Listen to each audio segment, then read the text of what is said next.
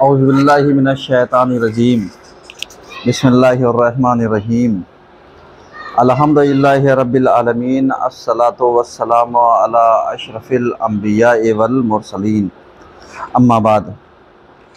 आज के चौथे दिन के दर्स में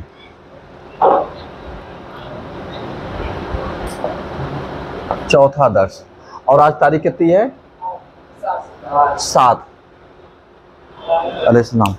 अगर आपके जहन में हो तो हमने कल कितनी बातें बताई थी? है जहन में? कुछ होना चाहिए, कुछ माइंड में हमारी बातें बचना चाहिए कि हमने। हाँ बोलिए। ये देखिए, यहाँ पर सबसे पहला सवाल हमने ये किया था कि अहकाम खुदा पर अमल करने का रास्ता क्या है। अगर आपके जहन में सवालात होंगे तो समझ में आएगा, और अगर सवालात नहीं हुए तो समझ में नहीं आएगा। हमारे यहाँ सबसे बड़ी ख़राबी ये होती है कि सवालात हमारे यहाँ नहीं होते, हमारे यहाँ कन्फ्यूज़न होता है। सही है, अगर सवालात पाए जाएं तो उसका जवाबात है, लेकिन कन्फ्यूज़न का कोई जवाब है नहीं। गुमराही का जो एक रास्ता हमारे यहाँ आकर के खुलता है वो यही खुलता है कि हम सीखने के बजाय एक क्वेश्चन पुटअप करें, उसकी जगह पर हम कंफ्यूज हो जाते हैं और कंफ्यूजन के शिकार हो जाते हैं। नतीजा क्या होता है? हम बहस करते हुए या पढ़ते हुए या सीखते हुए या इस्लाम के बारे में नॉलेज हासिल करते हुए ये भूल जाते हैं हमारा मंशा क्या था। ये बहुत अहम चीज़ है। हमारा दायरे गुफ्तगू क्या था, हमारा दायरे बहस क्या था, ये हम भूल गए। अब जब भूल गए तो हमने शुरुआत यहाँ से किया था कि अहकाम खुदा पर अमल करने का रास्ता क्या है। तो ये रास्ता क्या है ये पता होना चाहिए। तो जैसे कल हमने वो किया था कि साहब अल्लाह ने अंबिया भेजे, अंबिया के ज़रिए सहीफ़े और किताबें भेजी, उस किताब में से जो आखिरी किताब है वो क्या है? कुरान है। अब साहब कुरान तो हमें मिल गया, लेकिन हम समझे कैसे, हम पढ़ें कैसे? जैसे कल हमने एक अपने समाज का एक मिजाज बनाया था कि बच्चों की आदत डलवाई जाती है, जाओ कुरान ख़त्म कर लो। तो जो चीज़ हमारे आइन के लिए थी उसको अगर हमने ख़त्म कर दिया तो फिर क्या हो गया? द एंड हो गया। और जब द एंड हो गया तो फिर वो कुरान दोबारा सीखने के लिए, पढ़ने के लिए, समझने के लिए, मार्फत के लिए, इरफान इलाही के लिए, आशनाई के लिए, दीन फहमी के लिए, अकायद फहमी के लिए, अखलाकियात में, या इबरत के लिए, या अमर बिल मारूफ नही अनिल मुनकर के लिए, या तवल्ला व तवर्रा के लिए, या दीगर और भी चीज़ें, हमें कुछ नहीं मालूम, क्योंकि हमने कुरान को क्या कर दिया? ख़त्म कर दिया। जब ख़त्म कर दिया तो कल हमने एक चीज़ कही थी, जैसे बच्चा जो प्ले ग्रुप में जाता है खेलने के लिए तो उसका भी क्लास कहलाता है पीजी क्लास, और जो पोस्ट ग्रेजुएशन करता है उसका भी क्लास क्या कहलाता है? पीजी क्लास है। बिल्कुल वैसे ही जैसे समाज ने हमारे बनाया है कि जो पीएचडी की किताब थी उसको हमने ला कर बच्चे के हाथ में थमा दिया, तो बच्चे की डिग्री क्लास के एतबार से इसका क्लास और जो पोस्ट ग्रेजुएशन कर रहा है उसका क्या हो गया? बराबर हो गया। तो अब बच्चा सामने वाले से बहस कर सकता है, साहब मैं भी तो पीजी में हूं। अब उससे ये बहस नहीं कि पीजी क्लास का फुल फॉर्म क्या है, पीजी क्लास का मतलब क्या है, समझ रहे हैं? इससे अलग हट करके अब इसी तरीके से बहुत सारे अफराद हमारे यहाँ क्या होते हैं, अल्फाज के ऊपर आकर के बहस करते हैं। अल्फाज के ऊपर आकर के क्या करते हैं? बहस करते हैं। अब जैसे हमने अहकाम खुदा पर अमल करने का रास्ता कुरान है, हदीस है, सही है, ये दो चीज़ें हमने बताई थी। अब तीसरी चीज़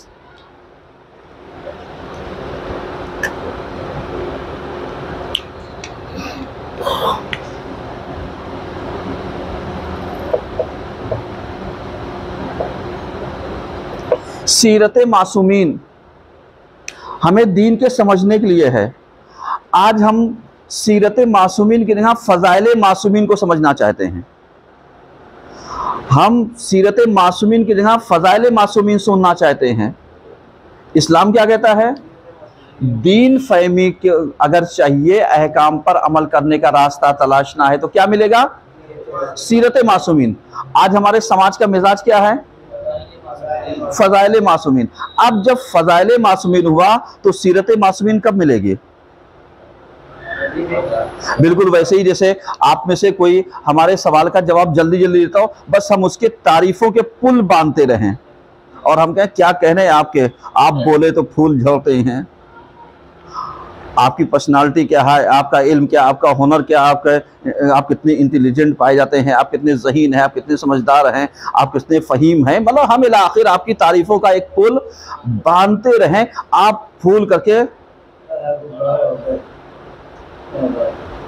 खुशी से फूले नहीं समा रहे थे और इसी की जगह पर एक मौलाना अलमदार जैसा आ गया। उसने कहा तुम अपने आप को क्या समझते हो, ये बता कुरान पढ़ा है?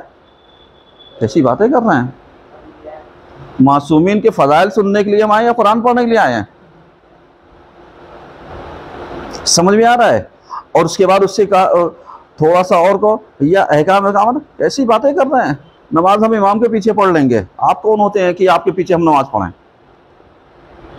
समझ में आ रहा है? तो इसका मतलब क्या हुआ? यानी इसका मतलब यह है कि वो हर सवाल का जवाब अपने हिसाब से उल्टा देता गया। अब आप बताइए, जिसने इनके तारीफों का पुल बाना था उसने क्या देखा था, और जिसने इनके अंदर कमियां निकाली उसने क्या देखा? बताइए, आप बताइए, है किसी के पास जवाब? अरे सरकार आपसे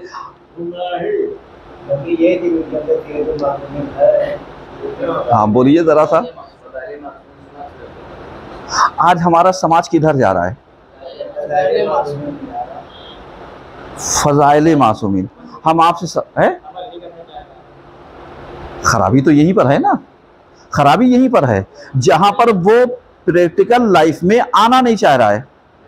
वो यही चाह रहा है बस आप मेरी तारीफों का पुल बांधे रहिए। जैसे वो अपने आप को एक बुलंदी पर शुमार करता है, अपने आप को एक बुलंदी तक महसूस करता है कि साहब मैं तो फला हूँ। मतलब अगर एक मौलवी मौलाना आकर के मिंबर पर बैठ गया तो क्या अब इसके सामने कोई दूसरा पढ़ा लिखा नहीं हो सकता? हो सकता है, सही है, हो सकता है। इसी तरीके से तीसरा भी हो सकता है, इसी तरीके से चौथा भी हो सकता है, इसी तरीके से पांचवा भी हो सकता है। अब जरा सा मैं आपको मिसाल देता हूं। एक मौलवी ने जो इल्म हासिल किया वो इल्म कौन सा कहलाया? इल्म दीन। और जो एक डॉक्टर ने इल्म हासिल किया वो कौन सा इल्म कहलाया? इल्म तिब, इल्म तिब, इल्म अब्दान यानी बदन का, सही है। एक ने क्या किया? इंजीनियरिंग का कोर्स किया, वो क्या कहलाया? इंजीनियर। एक ने आर्टिकेट बन गया, सही है, उसको क्या कहेंगे? अब इसी तरीके से आप कैटेगरी आप बदलते जाइए।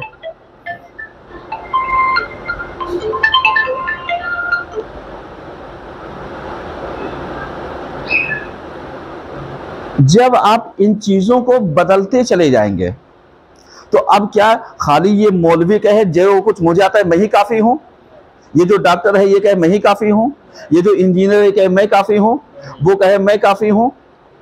अब आप यहां पर ये नहीं कहेंगे कि साहब मुझे सिर्फ एक ही इल्म चाहिए।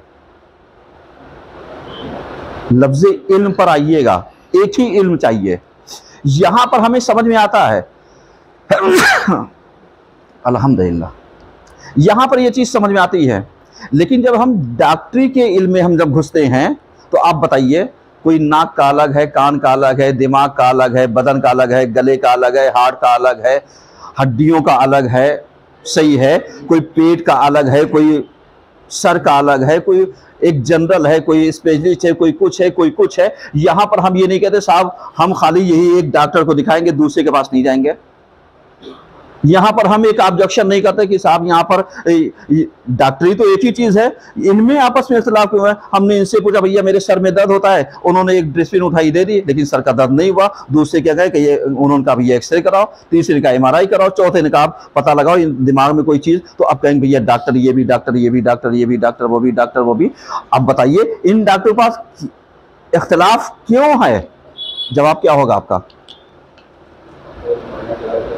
है किसी का इल्म ज्यादा है, किसी का कम। हसन, अब यही चीज जब हम दीन के मसले में आते हैं, मुज्तहिदीन के मसले में आते हैं कि साहब अब हम क्यों कहते हैं साहब जब दीन एक ही है तो इनके फतवे में इख्तिलाफ क्यों है? मैं आपसे बताता हूं, जब डॉक्टरी एक ही है तो इलाज में इख्तिलाफ क्यों है? बताइए आप। सवाल है, सवाल है या नहीं है? नहीं है। यहां पर हम ऑब्जेक्शन नहीं करते, यहां तो सोचते हैं कोई स्पेशलिस्ट बताओ, सबसे पूछने भैया बताओ मेरी प्रॉब्लम यह है, इसका सोल्यूशन किसके पास होगा, इसका इलाज किसके पास होगा, इसको कौन वो करेगा। लेकिन जब हम इल्म सीखने के लिए आते हैं तो स्पेशलिस्ट के पास नहीं जाते, जाते किसके पास है? जो हमारा हमजोली है, जो जानता ही नहीं है, जिसको हम बताएं ये बताओ इमला पता नहीं अलिफ से लिखा जाता है या ऐन से लिखा जाता है, हम उसके पास जाते हैं, झोले साहब के पास। और झोले साहब के पास कभी हम जाते हैं अपने नेहरू का इलाज कराने के लिए? क्यों?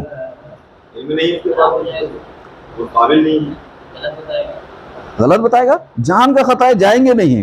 कहा कुछ उल्टी सीधी दवा दे दी। अब यही चीज काश हम दीन के मसले में समझ लें कि हर किसी के पास नहीं जाया जाता, उसके पास जाया जाता है जो माहिर हो, उसके पास जाया जाता है जो स्पेशलिस्ट हो। लेकिन हम यहाँ पर यही कह के अपना दाम बचाना चाहते हैं। साहब बताइए, एक दिन अल्लाह ने एक दिन भेजा था, इतने इख्तिलाफात, ये मुज्तहिद कुछ अलग कहते हैं, सिस्तानी साहब कुछ कहते हैं, खुरासानी साहब कुछ कहते हैं, खामनई साहब कुछ कहते हैं, मालूमदिया मुंतज़िर साहब कुछ कहते हैं, ये फला साहब कुछ कहते हैं, और मालूमदिया बहबानी साहब कुछ कहते हैं, ये कुछ कहते हैं। भैया हम इससे अच्छा हम मुज्तहिदीन को मानते ही नहीं है जवाब,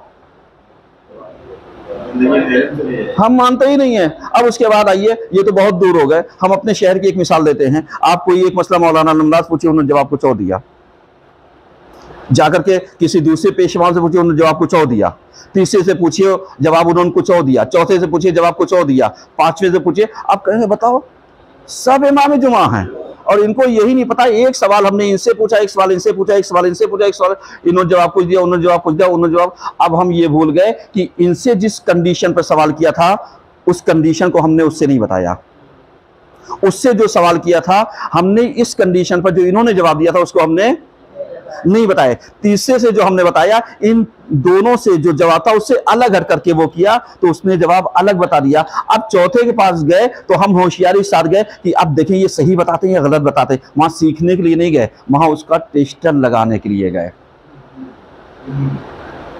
टेस्टर लगाने। अब बताइए दीन में भैया अगर टेस्टर लगाओगे तो तुम में टेस्टर कब लगेगा?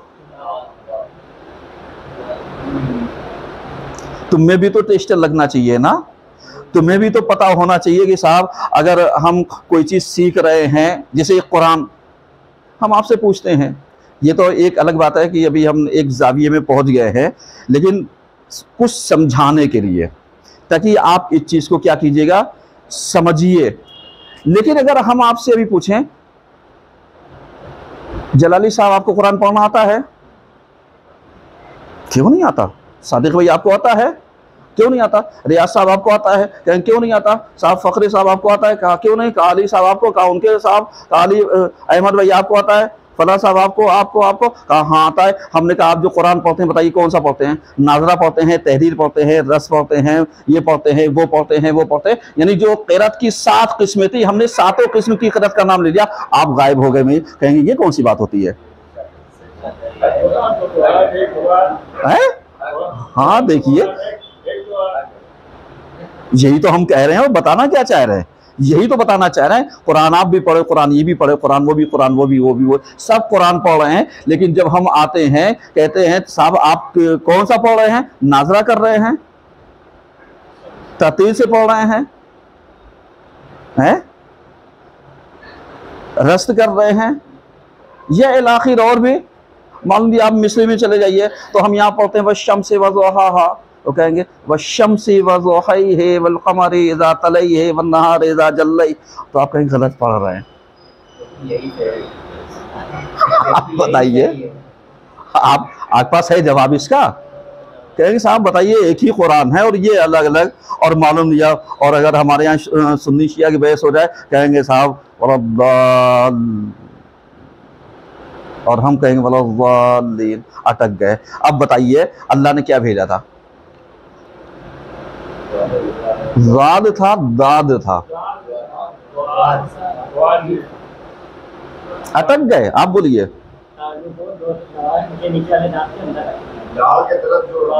कभी आप देखिए वा और दा, इसके बीच किया वलद्दालीन, ना दालीन है ना वालीन है, अटक गए ना।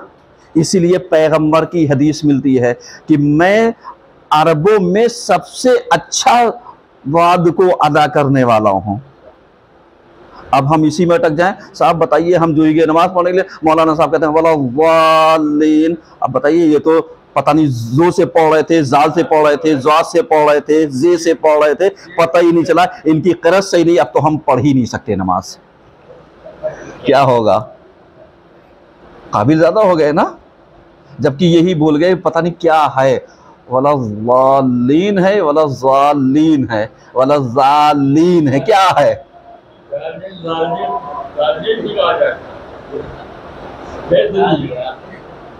हाँ, आ गई ना बात। जब आप पढ़ रहे तो आपको जरा सा फर्क महसूस हो रहा है, और जब आप तक पढ़ नहीं रहे थे तब तक आपकी समझ नहीं आएगा। अब मौलाना साहब चाहे ज़ालीन पढ़ें, चाहे ज़ालीन पढ़ें, चाहे दालीन पढ़ें, चाहे कुछ भी पढ़ें, आपको पढ़ने से मतलब है। लेकिन जिस दिन आपने पढ़ लिया, आपके कान खड़े हो गए, समझ में आ जाएगा ये सही पढ़ रहे हैं या गलत पढ़ रहे हैं। बस आपने सवाल किया कि आपके ऊपर ऑब्जेक्शन लगा। हमारी कौम को कैसा होना चाहिए?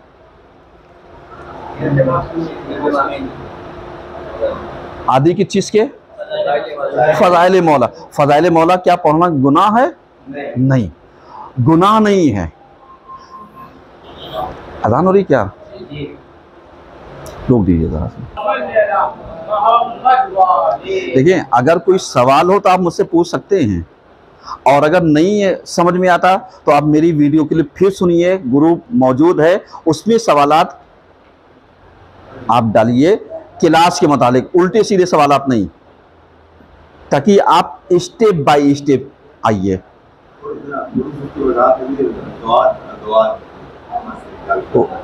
दाद यानी जा और दाल, इसके बीच की आवाज है। समझ में आ रहा है? तो ये चीजें वलद्दालीन,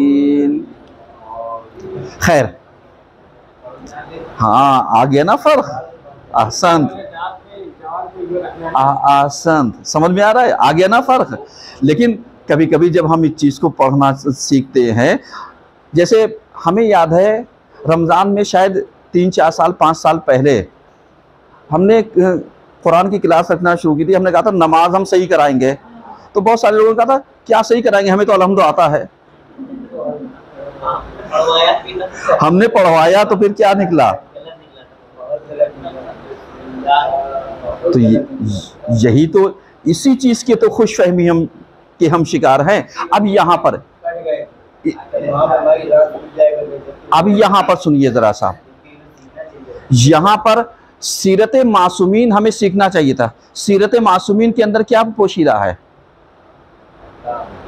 अहकाम दीन, दस्तूर हयात, ज़िंदगी बसर करने का तरीक़ा, ये सारी चीज़ें सीरत मासूमीन में पोशीदा हैं। हम क्या चाहते हैं? आज़ाद ज़िंदगी, अपने मन मुताबिक ज़िंदगी, अपने आप की ज़िंदगी, अपनी घरेलू ज़िंदगी, अपनी पर्सनल लाइफ, और अगर बहुत है तो अपनी सोशल लाइफ, अपने एतबार से, समाज की ज़रूरतों के एतबार से नहीं, अपने एतबार से।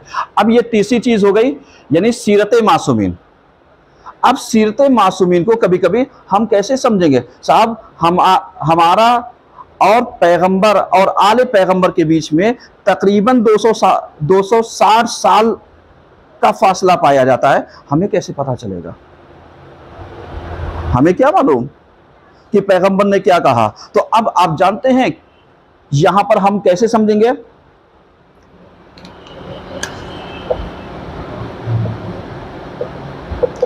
कौले मासूम,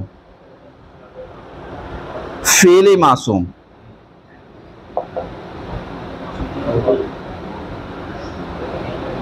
तकरीर मासूम, ये सब इस्तिलाहात जरा सा आप समझिए। हम इस चीज को कैसे समझेंगे?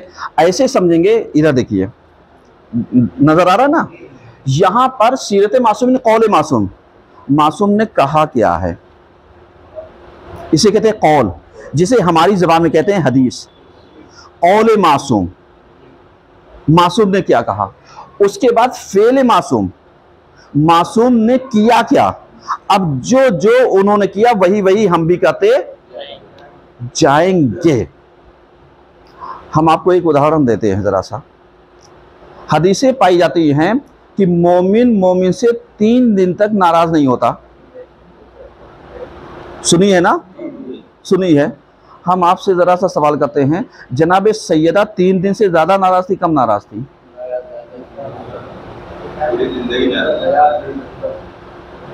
जब तक जिंदा रही तब तक नाराज नहीं।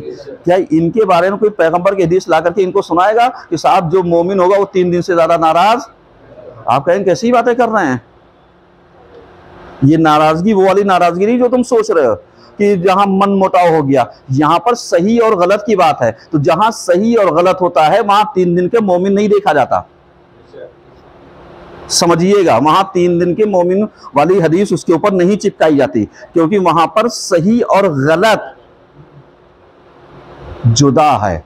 लेकिन जहां पर मन मुटाव अगर किसी से हो गया है, किसी से कोई नाराजगी हो गई है, तो वहां पर 3 दिन से ज्यादा नाराजगी तूल नहीं पकड़नी चाहिए। सही है, यानी आप इनको मिला दीजिए। ये हदीस अलग कहती है, लेकिन जहां पर सही और गलत की बात आ जाए, जहां पर हक और बातिल की बात आ जाए, वहां पर ये हदीस सादिक नहीं आएगी। अब यहां पर हम देखें फेले मासूम क्या किया, शहजादी मासूमा है। अब जो इन्होंने किया वही हम भी करेंगे। गासिमीन पे लानत उन्होंने किया, ताअवत नहीं बोला, जितने गासिब हैं हम भी उन पे क्या करेंगे? अहसन सलवा तो पढ़िए कम से कम।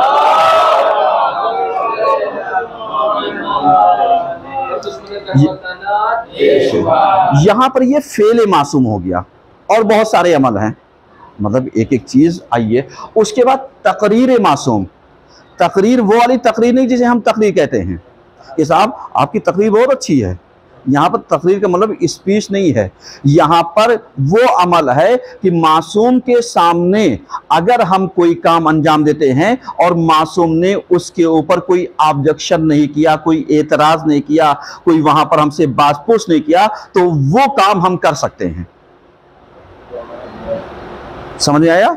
वो काम हम कर सकते हैं। बिल्कुल वैसे ही जैसे आज बहुत सारे लोग एतराज करते हैं कि साहब अजान में अलीयुन वलीउल्लाह अजान का जुज नहीं है। बढ़ाया किसने? ये तो बताओगे भैया, ये तो बताओगे या ये भी नहीं बताओगे जी? ahsan यानी जनाबे सलमान ने इजाफा किया। अब जनाबे सलमान ने पैगंबर की मौजूदगी में, जनाबे सलमान ने मौला अली की मौजूदगी में, यानी अशहदु अन्ना अमीरुल मोमिनीना व इमामुल मुत्तकीना अलीयुम वलीउल्लाह व वसी रसूलिल्लाह व खलीफतहु बिला फस्ल कहा। पैगंबर ने ऑब्जेक्शन नहीं किया। तो अब इसका मतलब ये हो गया कि हम अजान में जब ये बढ़ाया, एतराज नहीं हुआ, तो अब हम अजान में कह सकते हैं। ये क्या हुआ? तकरीर मासूम। लेकिन क्या हम इसको जुज़ अजान कह सकते हैं? नहीं। अब अगर कोई मुज्तहिद कह दे कि साहब ये जुज़्व अजान नहीं है, जुज़्व ईमान है, तो अब ये अखबारी आकर के ऑब्जेक्शन करने लगे, बताइए हम तो इनकी बात मानते ही नहीं है। कह सकते हैं आप इस चीज को? समझ में आ रहा है ना मेरी बात? तो ये जुज़्व अज़ान नहीं है, जुज़्व ईमान है। ये पैगंबर ने इजाफा नहीं किया है। इजाफा किसने किया है? जनाबे सलमान ने पैगंबर की मौजूदगी में इजाफा किया, और पैगंबर खामोश है, यानी ये चीज इजाफा कर दिया। तो अब ये चीज कही जा सकती है, बयान की जा सकती, लेकिन हम इसे जुज़्व अज़ान कहें नहीं कह सकते। अब इसी चीज़ को अगर मुजतहिदीन ने अपने रिसाले अमलिया में तौज़ील मसाइल में लिख दिया, तो अब ये अखबारी जो होगा ये ऑब्जेक्शन करने कहा हम इसीलिए मुजतहिदीन को नहीं मानते। अब आप बताइए, आपने मसले को डीपली से समझा, दीन को समझा, तकरीर मासूम को समझा, कौल मासूम और फेल मासूम को समझा? नहीं समझा। अब उसके बाद ऑब्जेक्शन किसके ऊपर किया? मुजतहिद के ऊपर। तुम्हें पता है मुजतहिद कैसे बनता है? तुम्हें पता भी नहीं होगा। हमने तो उठाया 4 किताबें पढ़ करके, बिल्कुल वैसे ही जैसे कोई इंसान पंजुम कर ले और पंजुम भी ना करे, वो आकर के मौलाना के ऊपर एतराज करेगा, ये तो नमाज जनाजा पर हम भी पढ़ा सकते हैं, मलिस पढ़ता है हम भी पढ़ सकते हैं, गुस्ल जो बताएंगे हम भी किताब खोल के बता सकते हैं। इसका मतलब क्या रहा? भैया किताब दे करके बताना और होता है, लेकिन इल्म रखना, पढ़ाई रखना, एजुकेशन रखना, किसी चीज़ की नॉलेज रखना, बराबरी कर लेना आसान काम है। जैसे बिल्कुल हम किसी अधिकारी को कहा साहब ये एक कुर्सी के ऊपर बैठ के क्या करते हैं? साइन ही तो कहते हैं। मैं भी साइन कर सकता हूँ, तो क्या इनमें और मुझ में फर्क हो गया? दम हो तो कुर्सी पर बैठ करके दिखाओ, साइन करके बताओ, है या नहीं है? लेकिन वहां पर हम ऑब्जेक्शन नहीं करते। लेकिन यहाँ पर मौलवी नगर का कोई क्या करते हैं, वो 2 ही बोल तो पढ़ते हैं, वो दो बोल मैं भी तो पढ़ सकता हूँ। समझ आ रहा है बेटा? हाँ, यानी इस तरीके से वहां पर हम ऑब्जेक्शन नहीं करते, लेकिन दीनी मसलों में हर जगह खुरपेची करते हैं, हर जगह खुरपेची करते हैं। इस्लाम ने खुरपेची करने से मना किया है। दस्तूर हयात ले रहे हैं, कुरान से लो, कंफ्यूजन दूर करो, सही है। ऑब्जेक्शन है, उसका सोल्यूशन निकालो, ना ये कि हट धर्म बन जाओ कि जो तुम ही जानते हो वही सही है। हो सकता है भैया तुमने एक किताब देखी हो, सामने वाला बहुत सारी किताबों का मालिक हो, सामने वाला बहुत बड़े इल्म का समंदर में तैर रहो, तुम कुएं के मेढक बने, तुम सो रहे मेरी कुल्ले कायनात यही है, तो जाहिर सी बात है जो कुएं के अंदर रहेगा उसकी कायनात उतनी बड़ी तो होगी, लेकिन जो समंदर के अंदर होगा उसके इल्म का अंदाजा नहीं लगाया जा सकता कि कितनी तय है इसके अंदर। लेकिन समंदर के अंदर आप जानते हैं अच्छी भी शय है, बुरी भी शय है, हीरे जवाहरात और शाम कीड़े मकोड़े सब पाए जाते, खतरा भी है, बचाव भी है, फायदा भी है, नुकसान भी है। अब उसके बाद जो इल्म के समंदर में है गोता लगा रहा है, साहब हम तो इनकी मानते नहीं इसलिए कि ये फतवा ही गलत बता दिया। इनसे जब पूछो ये अलग बात बताते हैं, और जब उनसे पूछो वो अलग बात बताते हैं। हम किसी की नहीं मानते, इसीलिए हम जुमा नहीं पढ़ते। आएगी बहस अभी आप देखिए, आपको बहुत मजा आएगा। यानी ये जो टॉपिक हमने छेड़ रखा है दीन फहमी के लिए, आप समझिए इस चीज को। अब यहाँ पर अहकाम दीन समझने के लिए कुरान, हदीस, सीरत मासूमीन, अब उसके बाद ये 3 चीजें तो अहले सुन्नत भी मानते हैं, चौथी और पांचवी चीज वो नहीं मानते, चौथी और पांचवी चीज वो नहीं मानते। अब चौथी और पांचवी चीज क्या है? चौथी चीज है अक्ल, पांचवी चीज है इजमा। अक्ल किसे कहते हैं? अक्ल किसे कहते हैं? औरत को नाक़िसुल अक्ल क्यों कहा गया? चलिए हम आपको और नजदीक कर देते हैं। हर कोई कहता है ये औरतों के पास अक्ल नहीं होती, ये नाक़िसुल अक्ल है, इसका मतलब क्या है? बताइए, आप कह रहे हैं जी, जवाब दीजिए मुझे जरा सा, आप बताइए, है किसी के पास जवाब? अरे सरकार आप भी तो कुछ बोलिए, लब कुशाई कीजिए। सुना है वो बोले तो फूल झड़ते हैं। दोनों चीज है कि हमें ये समझना है कि ये चीज खराब है, ये चीज अच्छी है, हमें किस तरफ रुजू होना है। बस आपने अक्ल की तारीफ अलग अलग कर दी। इमाम सादिक अलैहिस्सलाम ने अक्ल की तारीफ अलग की है। इमाम सादिक अलैहिस्सलाम की हदीस अगर आप देखिएगा तो मालूम दिया उसूल काफ़ी में, जब हम किताबुल अक्ल बाब है पूरा, जब उसको हम पढ़ते हैं तो इमाम ने कहा कि हुक्म दिया गया आगे बढ़ जाओ, आगे बढ़ गए, कहा पीछे हट जाओ, पीछे हट गए, क्या इसी का नाम अक्ल है? मौला समझ में नहीं आया? फकबल फदबर, आगे आ जाओ, पीछे हट जाओ, कहा मौला समझ में नहीं आया, इसका मतलब क्या है? कहा इसका मतलब यह है कि जब तुम्हें वाजिबात का हुक्म दिया जाए आगे बढ़ जाओ, जब तुम्हें रोका जाए तो पीछे हट जाओ। कहा बस इसी का नाम अक्ल है।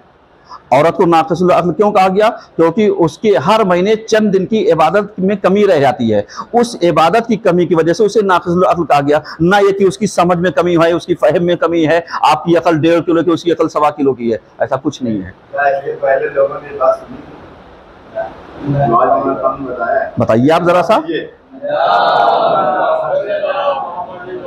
अभी आते ये समझते थे, आप समझ रहे हैं ना, आप समझ रहे हैं? यानी ये चीजें क्या हो गई, यानी ये चीजें हमारी बता रही हैं। अब उसके बाद अहले सुन्नत कहते हैं अक़ल को हम नहीं मानते, इजमा को हम नहीं मानते। जब एक मुज्तहिद आता है दस्तूर हयात बताने के लिए, तो कुरान, हदीस, सीरत मासूमीन, अक़ल, इजमा, ये जो सीरत मासूमीन है इसे सुन्नत भी कहते हैं। समझ रहे हैं? इसको जरा सा अंडर ब्रैकेट हम किए ले रहे हैं ताकि आप इसको समझिएगा। सुन्नत इसको वो कहते हैं हाँ साहब हम अक़ल को नहीं मानते। अक़ल किसे कहते हैं? अक़ल इसे कहते हैं कि तुम दीन के बताए हुए दस्तूरात पर अमल करो, इसी का नाम अक़ल है। अल्लाह ने दस्तूर हयात, जिंदगी गुजारने का तरीका किसे दिया? हमें दिया, इंसान को दिया, और हम वो तरीका अपनाना नहीं चाहते। हम कहते हैं साहब हमारे पास वक्त ही नहीं है, हम दुकान की ओर बैठ करके गेम खेल सकते हैं लेकिन पढ़ाई के लिए नहीं आ सकते। कहेंगे सर जितना वो पढ़ाएंगे उतना तो हमें पता है, हम बैठ करके यूट्यूब से देख लेंगे। अब पता चला कि वीडियो देख करके इल्म हासिल करना होता बगैर उस्ताद के, तो बहुत सारे लोगों ने पहले दावा कर लिया था हस्बना किताब अल्लाह का, और जिन्होंने दावा किया था वो आज तक गुमराह है। और उनकी पूरी टीम कितनी बड़ी आज पूरी टीम बन गई है। दावा 1-2 ने किया था, अकेले ने दावा किया था, और अकेले थी आज पूरी, अगर आप जनसंख्या निकाले तो आज हमारे, अब समझ में आया? एक आदमी का दावा यानी गलत का जो गया था, उसकी पूरी जनसंख्या, उसके मानने वाले कितने हो गए और हक के मानने वाले, इतना फर्क है। कहा बस यही चीज है जो हमने अक्ल को छोड़ा। इजमा का मतलब ये होगा कि जहां पर आकर के हम सबके नजरियात पढ़ेंगे, उसके बाद ये देखेंगे इनमें से बेहतर रास्ता कौन सा है, ताकि बेहतर रास्ता। अब पता चला जब हमने इसकी रियायत की तो कहीं पर एहतियात आया, कहीं पर अहवत आया, कहीं पर कुछ आया, कहीं पर कुछ आया, कहीं पर कुछ आया। तो अब हमने कहा भैया बताओ ये मुज्तहिदीन तो सब एक ही है, फतवे में अलग अलग बातें कैसे आ गई? ये इसकी देन है। समझ रहे हैं? आधा घंटा तमाम हो गया है, इंशाल्लाह बकिया बातें हैं कल। सब बात पढ़िए, सब मिल करके।